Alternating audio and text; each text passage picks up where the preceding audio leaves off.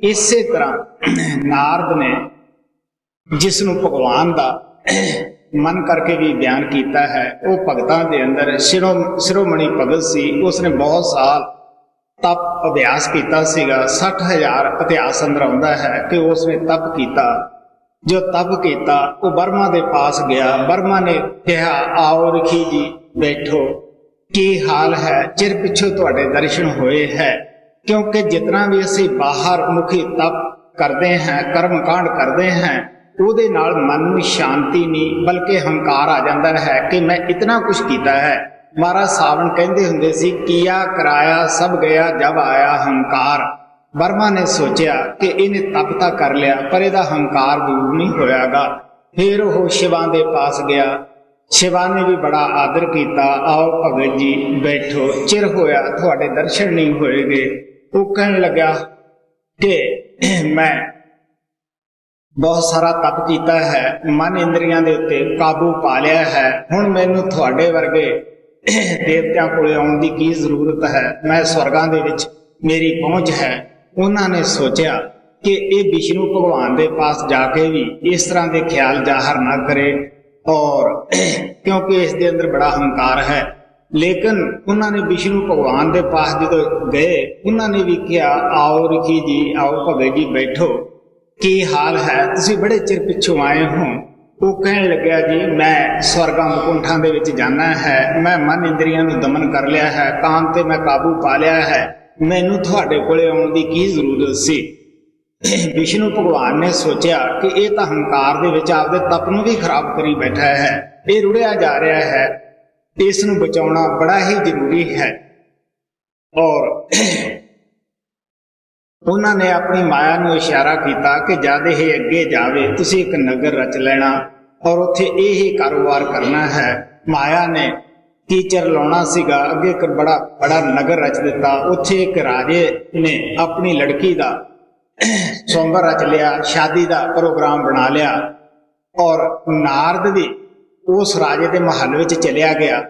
उसने रिखी जान के, भगत जान के बड़ा ही आदर भाव किया, प्यार किया, और कहने लगे, साडी लड़की की शादी है, तुसी भी इत्थे दर्शन दिओ, तुहाडा भी इत्थे अगर मौजूदगी होवे तो बड़ा अच्छा होएगा।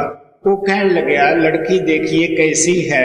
जब लड़की देखने वास्ते गया, लड़की की बांह के उपर इस किस्म का लिखिया होया सी कि जो इस दे नाल शादी करेगा वो सदा वास्ते अमर हो जाएगा।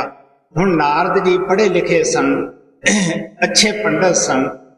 उन्होंने जब उसनूं पढ़िया, दिल दे विच फौरन ख्याल आया, क्योंकि मन किहड़ा कोई दूर सीगा, मन ने फौरन अंदर एक ख्याल नूं भर दिता, काम नूं जगा दिता, एक पंथ दो काज, नाले शादी हो जाएगी और नाले अमर हो जावांगे। ये तो तप करके भी नहीं मिलिया सीगा।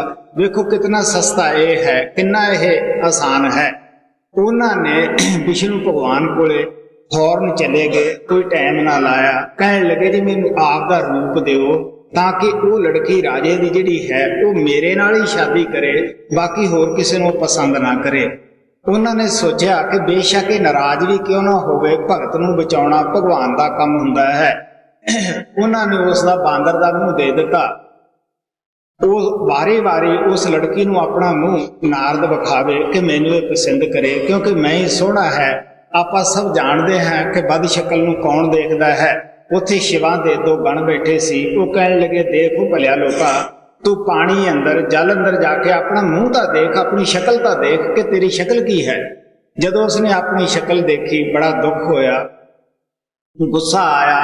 वो विष्णु भगवान नूं काफी कुछ बोलिया, बुरा बोलिया कि तैं मेरे नाल मखौल कीता है।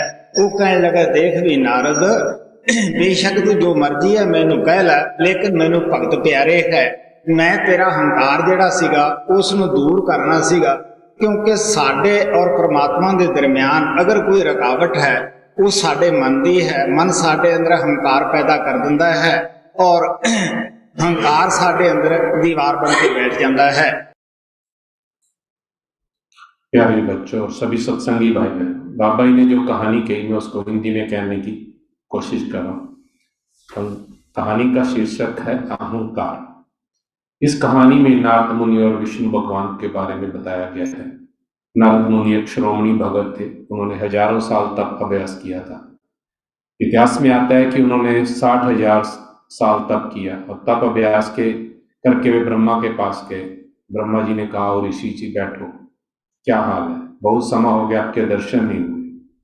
नारद ने ब्रह्मा जी को बेरुखी से जवाब दिया, क्योंकि उनके अंदर अहंकार आ गया था। ब्रह्मा जी ने सोचा कि इन्होंने तो तप कर लिया पर इनका अहंकार दूर नहीं हुआ। फिर नारद मुनि शिव जी के पास गए। शिव जी ने भी उन्हें आदर से कहा कि आओ बैठो जी। तो उन्होंने भी वही कहा कि आपको बहुत समय हो गया, आपके दर्शन नहीं हुए। नारद ने जवाब दिया, मैंने बहुत तप किया, मन इंद्रियों पे काबू पा लिया, अब मुझे आप जैसे देवताओं के पास आने की जरूरत नहीं है, मेरी पहुंच स्वर्ग तक है।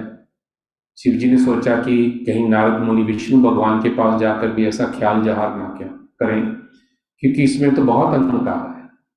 नारद मुनि जब विष्णु भगवान के पास गए तो उन्होंने कहा, आओ ऋषि जी, आओ भगत जी बैठो, क्या हाल है, आप बहुत समय बाद आए हो।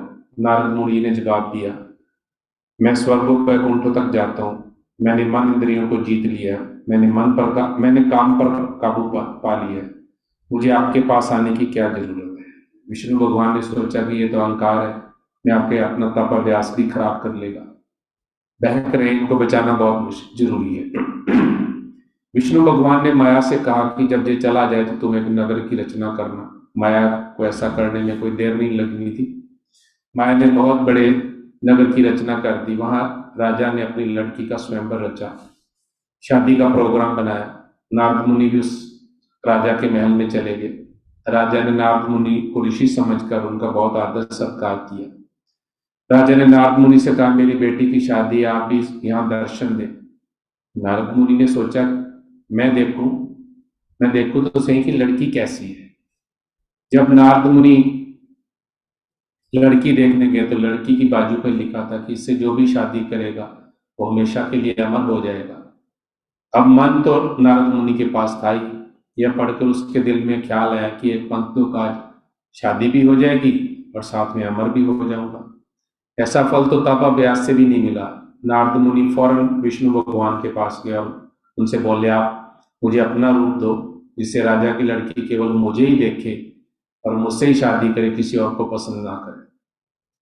विष्णु भगवान ने सोचा कि चाहे नारद मुझसे नाराज ही हो जाए, क्यों ना हो जाए, भगत को बचाना है भगवान का काम है। विष्णु भगवान ने नारद मुनि को बंदर का मुंह दे दिया। अब नारद मुनि बार बार अपना मुंह उस लड़की को दिखाने लगा कि यह मुझे ही पसंद करे, क्योंकि मैं बहुत सुंदर हूं। लेकिन बदसूरत को कौन देखता है। वहां शिव जी के दो भक्त बैठे थे। उन्होंने नारद मुनि से कहा कि पहले तुम पानी में जाके अपनी शक्ल तो देखो, तुम्हारी शक्ल कैसी है। नारद मुनि ने अपनी शक्ल देखी तो उन्हें बहुत दुख हुआ, बहुत गुस्सा भी आया। उन्होंने विष्णु भगवान को बहुत बुरा भला कहा, आपने मेरे साथ मजाक किया। विष्णु भगवान ने कहा, नारद, बेशक तुम मुझसे कुछ भी कह लो, मुझसे तुम मेरे प्यारे भक्त हो, बुरा बोलो, कोई फर्क नहीं पड़ता। मुझे तुम्हारा अहंकार दूर करना था, इसलिए मुझे ऐसा करना पड़ा।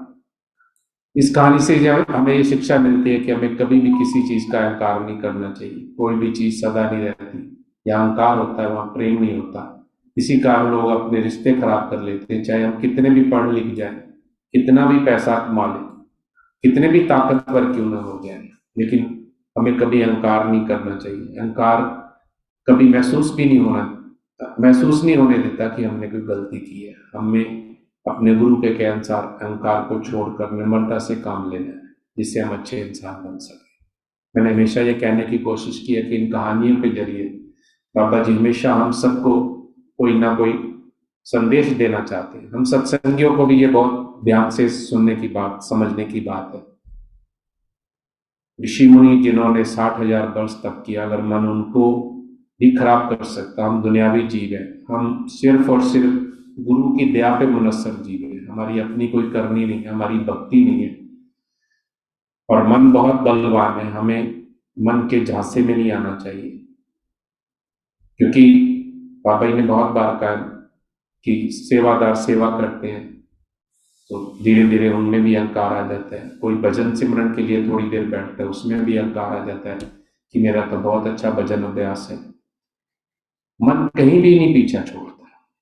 इसलिए बहुत जरूरी है कि इन कहानियों का जो मकसद बाबा जी ने हमारे लिए कहा है उसको याद करते हुए अपने गुरु के भरोसे पे रहे और उनका दिया हुआ भजन सिमरन करेंगे तो हम जरूर इन चीजों से बच सकते हैं। बच्चों के लिए भी बहुत जरूरी है, पढ़ाई में दिल लगा के पढ़ना चाहिए, चाहे आप कितने भी होशियार क्यों हो। नित्य नियम से अपना होमवर्क जरूरी करना, रिवीजन जरूर करना, पेपरों के दौरान भी पढ़ाई करनी है। पापा जी ने हमेशा कहा बच्चों को खेलना भी चाहिए, लेकिन सबसे पहले बच्चों का जरूरी काम पढ़ाई है। उसके बाद में पापा जी ने हमें मौका दिया संडे शब्द गाने का। कोशिश करनी चाहिए कि बच्चे जरूर संडे भी शब्द गाएं। ये नहीं सोचे कि मुझे तो बहुत अच्छे आते, मैंने बहुत गा दिया, मुझे जरूरत नहीं। हर पल हर सांस के साथ अपने गुरु के चरणों में अपनी बेहतरी के लिए प्रयास जरूर